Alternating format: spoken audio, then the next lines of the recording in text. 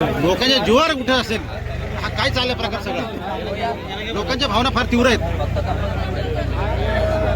HP काल या ठिकाणी HP इंडस्ट्रियल कंपनीमध्ये 7:30 पावणे 8च्या दरम्यान आग लागली आणि आगीचा एवढा प्रोपगंडा होता तर कंपनी जळून खाक झाली आणि एवढी परिस्थिती भयावह असताना 7:30 पावणे 8च्या दरम्यान कामगार सुद्धा त्या ठिकाणी सुटतात आणि कामगार आपापल्या घरी जाण्याचा त्या ठिकाणी प्रयत्न करतात आणि त्याच वेळेमध्ये ही आग लागली।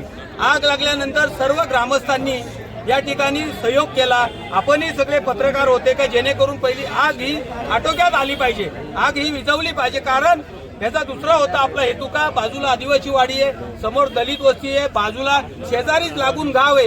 या लोकांच्या सुरक्षिततेसाठी सगळा गाव आपण त्या ठिकाणी बाजूला केला। आदिवासी लोक 2 किलोमीटरवर लांबवर गेली केवळ त्या सुरक्षेच्या दृष्टिकोनातून अजूनही आग त्या ठिकाणी चालू आहे आणि अशा परिस्थितीमध्ये कंपनी व्यवस्थापनाला कंपनी चालू करायची सगळ्यात घाई झालेली आहे। आज आमच्या स्थानिक लोकांचा आरोग्याचा प्रश्न आहे, त्यांच्या जीवन मरणाचा प्रश्न आहे। आज लोकांच्या मनामध्ये अतिशय भीतीचं वातावरण आहे। पण यांना शेवटी कोण देणार? या ग्रामस्थांना, या कामगारांना, या आजूबाजूच्या परिसरातल्या लोकांना या ठिकाणी शिवर्टी मिळाली पाहिजे। हा ठिकाणी इंडस्ट्रियल झोन आहे, ही खरंच केमिकल झोन आहे का? मग केमिकल झोन नसताना या ठिकाणी केमिकलची फॅक्टरी कशी चालते ह्याची सुद्धा त्या ठिकाणी चौकशी व्हायला पाहिजे।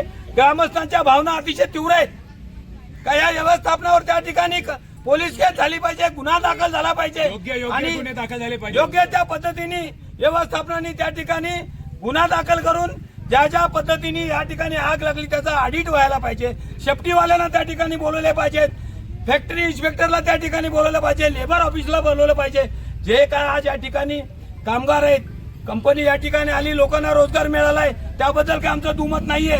पण आज एवढे परप्रांतीय लोक आहेत, आज एवढी भयावह आग होती, या आगीमध्ये कोण मेलाय का याची गिनती कुणी करणार? आज इथं ठेकेदार किती आहेत, इथली कामगार एकूण व्यवस्था किती आहे, किती कामगार बाहेर गेलेत, किती कामगार आतमध्ये आहेत, कोणाचा मृत्यू झालाय का ह्याची चौकशी कोण करणार? ह्याच्यापर्यंत आम्ही पोहोचलोय का? तर आमची आपल्याला एकच विनंती, आपण मीडियाने ह्या सगळ्या गोष्टीचा आपण सुद्धा या ग्रामस्थांना सहकार्य करावा आणि ग्रामस्थांना न्याय द्यावा। ग्रामस्थांच्या भावना अतिशय तीव्र आहेत। इथे कुठल्याही राजकारणाचा विषय नाहीये, कुणालाही कुठलं इथं राजकारण करायचं नाही। आज आपण रात्री सगळ्यांना बघितली, 2-2 किलोमीटर तुम्हीच रात्री होता तिकडे, लोकांना जेवायला नाही, म्हणजे एवढं भयभीत वातावरण असताना आज पोलीस प्रशासन व्यतिरिक्त इथं कुठल्याही प्रशासनाची लोक आली नाही। म्हणजे व्यवस्थापनाला आणि प्रशासनाला कंपनीची पडले, आमच्या ग्रामस्थांचं काही पडलं नाही।